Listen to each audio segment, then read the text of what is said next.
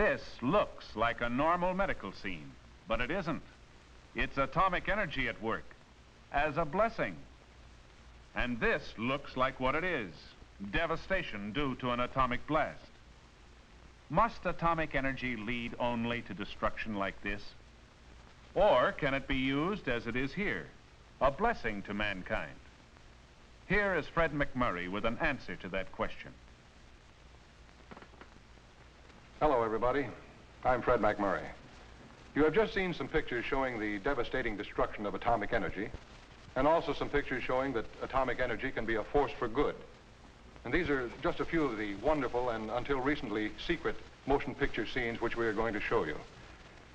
Now, I think I'm an average American citizen, like most of you, and when I hear the word atom, I immediately think of the word bomb, which shows you how very little I know about atomic energy.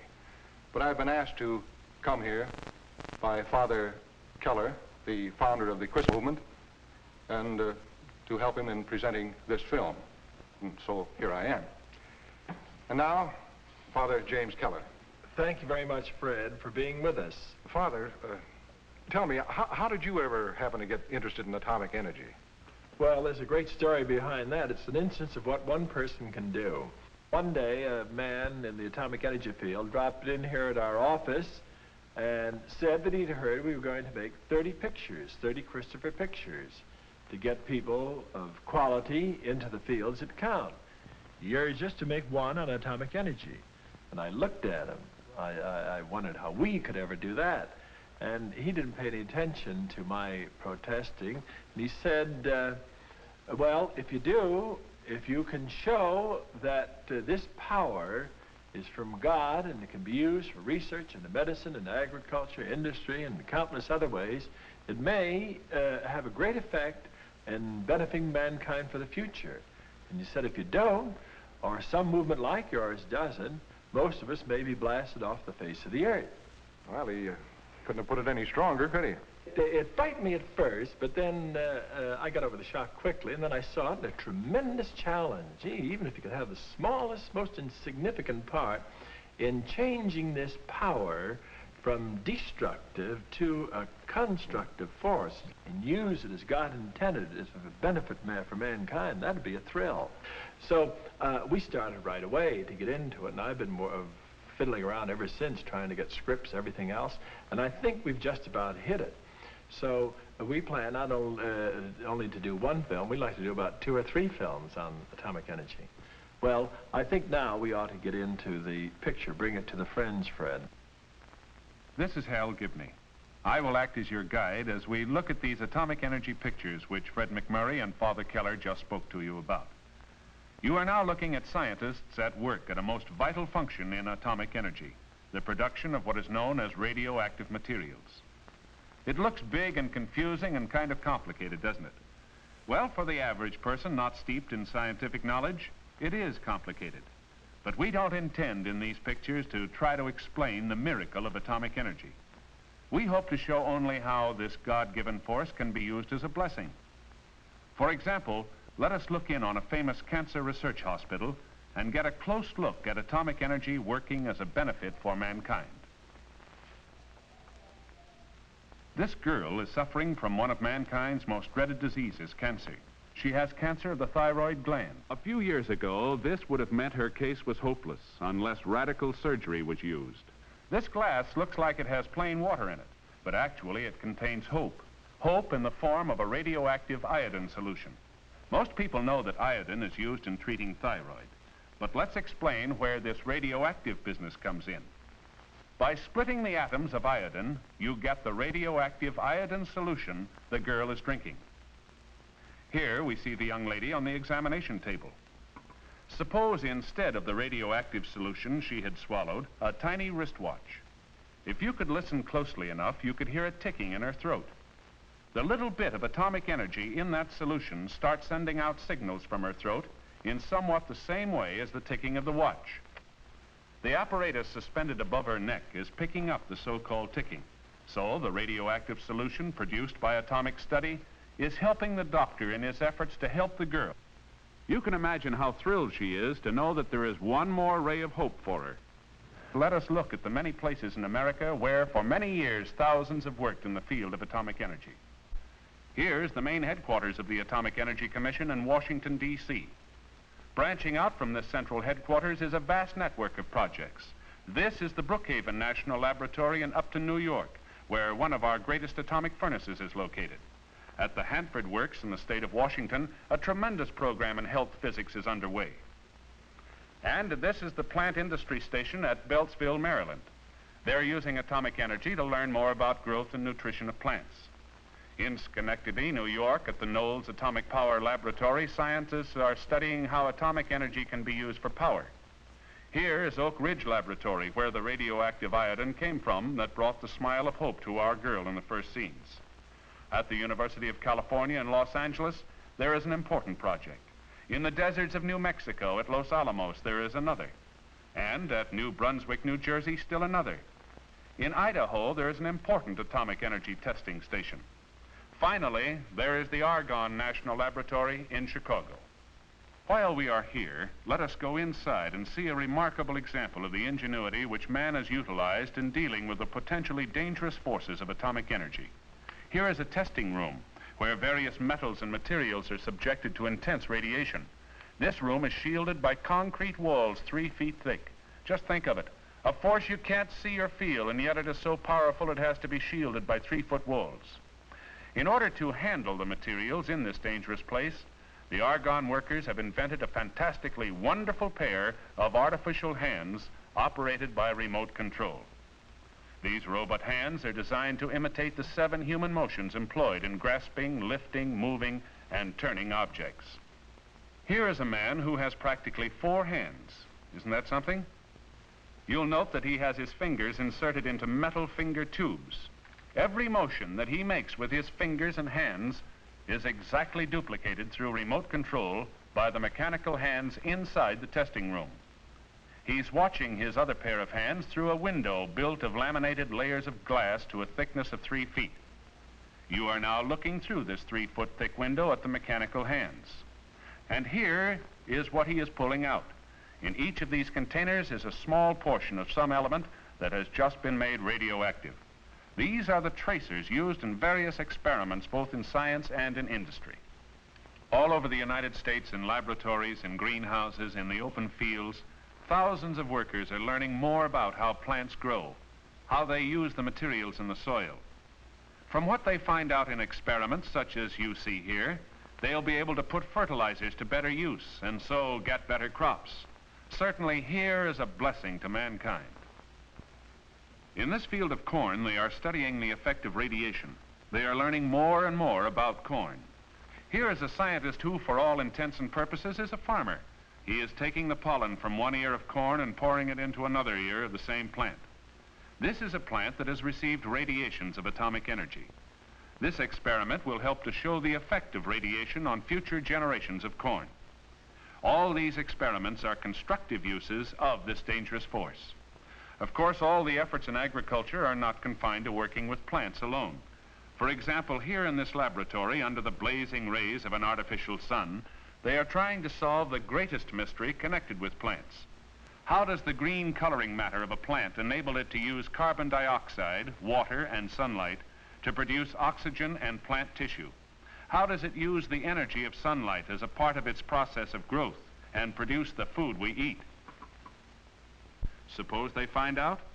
They may be able to grow bigger and better food plants. They may even be able to create food elements in the laboratory without the plants. More food for a starving world. A blessing indeed. Friends, that's just part of the film that you're going to see on this wonderful subject of atomic energy, the hopeful side of atomic energy. But I think you've noticed, as it impressed me, and I think it's probably impressed you the same way, that people did this. A handful of people have discovered, uncovered for all of us, the positive, constructive side of atomic energy. As I was telling Mr. McMurray a little while ago, that in each instance, it's emphasis on what one person can do. Didn't that impress you too, Fred? It certainly did, Father. Oh, say, Father, in your book, there was a good example of what one person can do. I mean the story about the school teacher up in Deming, Washington. Dorothy Massey was her name, wasn't it? That was right. Why don't you tell the audience about that? I'll be delighted.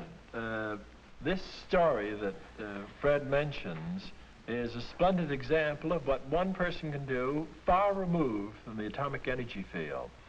This teacher, Dorothy Massey, she's 58 years old. She teaches science in the Consolidated High School. And she's not simply taking care of herself for a little area. She wants to make the world better for being in it. Besides tackling atomic energy, she does many other things. She works from morning till night. During this summer, she's doing all sorts of things. Over the weekend, she's teaching at the Baptist Sunday School. And she just can't do enough to help others. Well, in her class in science, she tried to get over to the teenagers that they too could play a part in making atomic energy God-given help to mankind. She emphasized what they could do, what can be done through research in medicine, agriculture, industry, and all these various fields. And she thought that maybe some of them would pick up this idea and go into this important sphere of influence. Well, what happened? Several of her graduates have gone into the field of atomic energy, and one of them won a prize, a national prize for science for all America, teenager.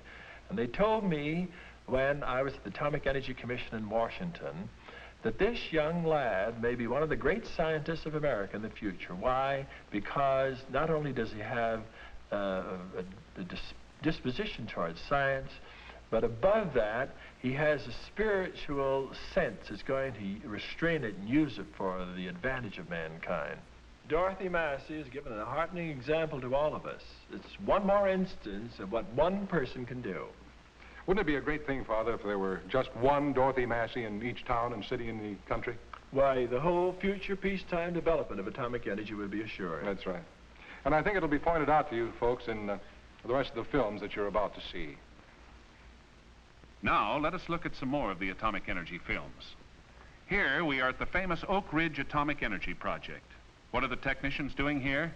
Well, it's a long, complicated, and highly technical story.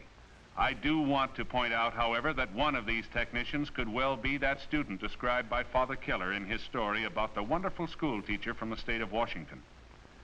As for what is going on in this scene, well, they're cooking up more of those atomic substances which are called radioactive materials.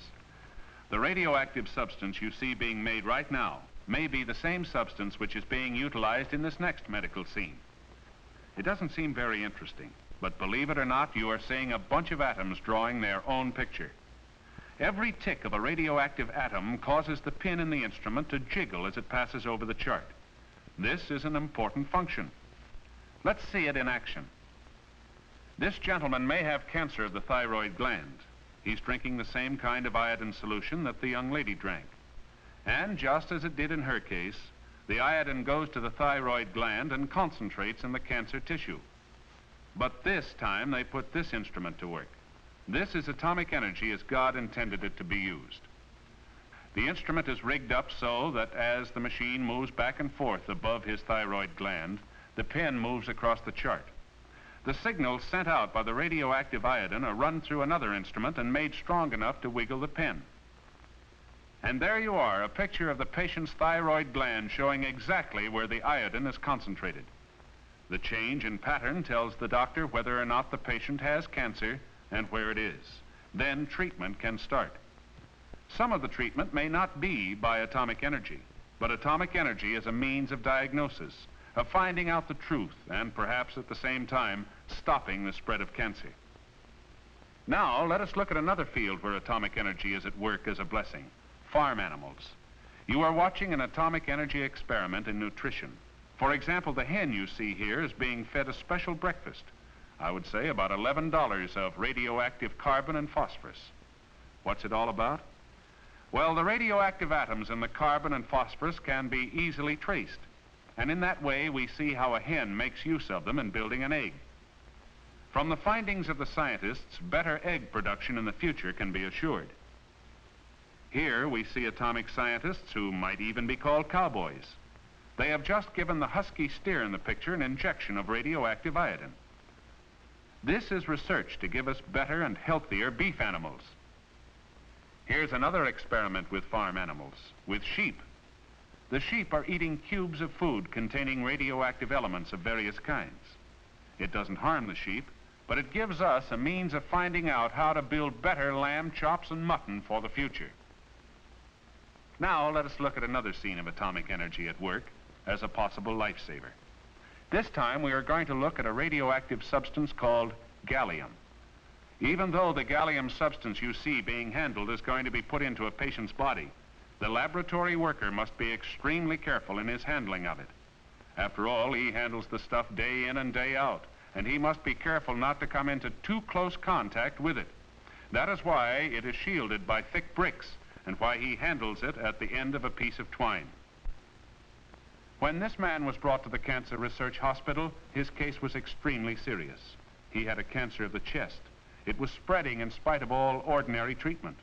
His condition finally came to the attention of one of the 22 Southern medical schools that cooperate with the Atomic Energy Commission's Oak Ridge Institute of Nuclear Studies in operating this hospital. He readily agreed to being given an experimental shot of radioactive gallium. The doctors want to know if the powerful rays from this element being dripped into the man's blood will help this type of cancer. There it goes. Drip, drip, drip. Every drop is a soldier in a new kind of army. An army that is fighting with God against the forces of disease. This man needs all the help he can get from those little particles of radioactive gallium. Week after week, this battle went on. Now let us see the result. You might think the patient is worse because he's on the operating table. Actually, this is another step in his fight against cancer, the fight in which he now has an ally in atomic energy. Thanks to the signals the gallium sends out, the doctors have been able to pinpoint the cancer.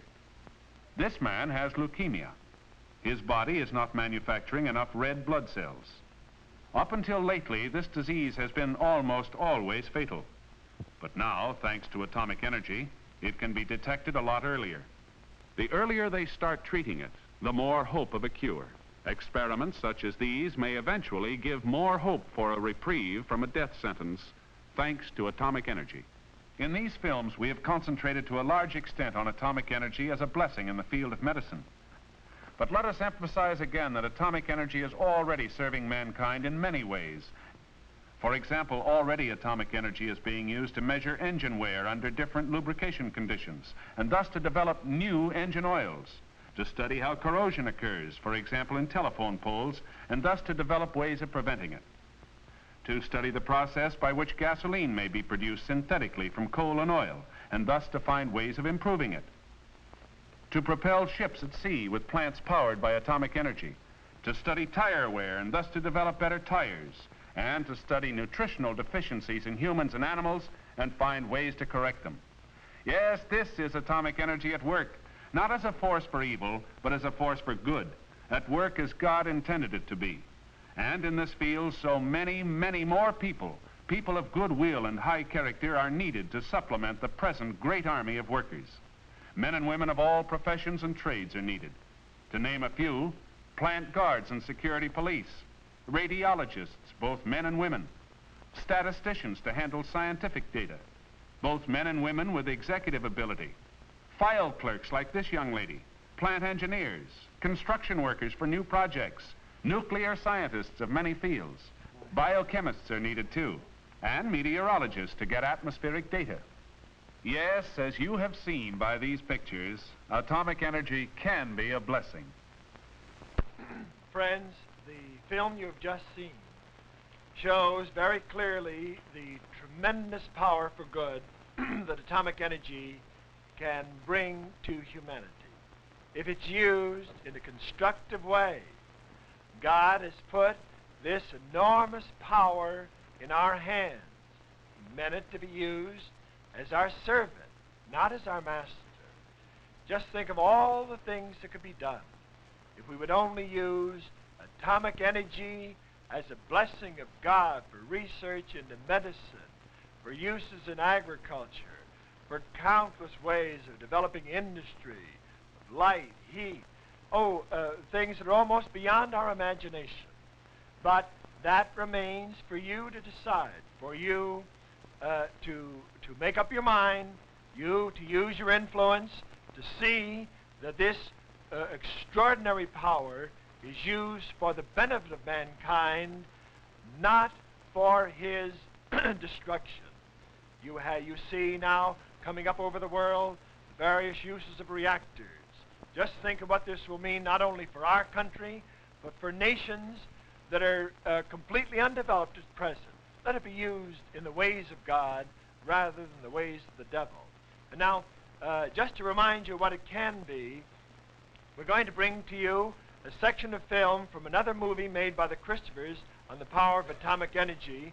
And in this film, you will see its destructive force. Let it be a reminder to you. And now we shall see this segment of film.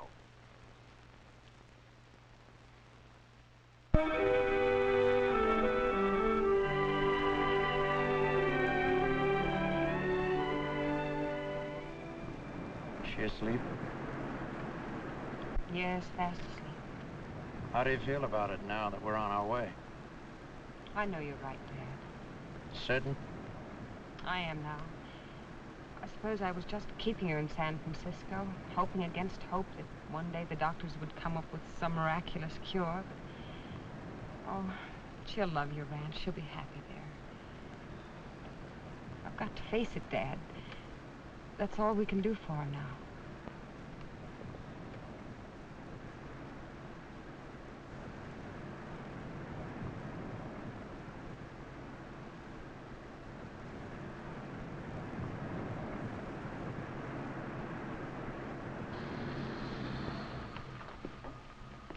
You'll have to wait here a while. You better park right over there. Those are your instructions.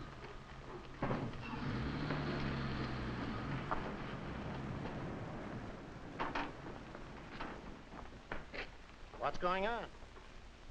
You got yourself a front seat to something you're not going to forget so quick. See that hill? You'll see it light up like you never saw light before.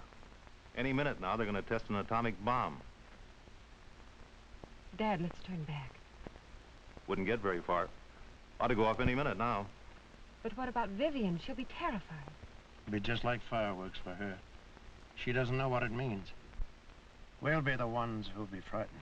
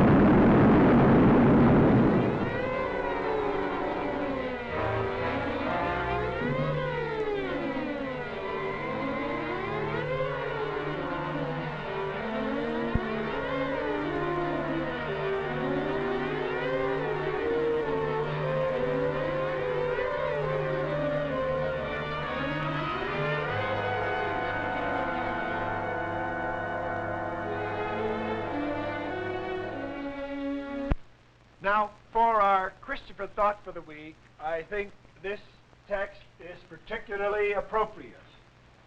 It's from St. Paul to the Hebrews. Here are his words. For we have not here a lasting city, but we seek one that is to come. Well, that's rather appropriate now in an atomic age. We have not here a lasting city. But even before atomic energy, before atomic bombs and hydrogen bombs came along, we're only here for a while, but at least God wanted us to have a little foretaste of heaven on earth. He meant us to have peace.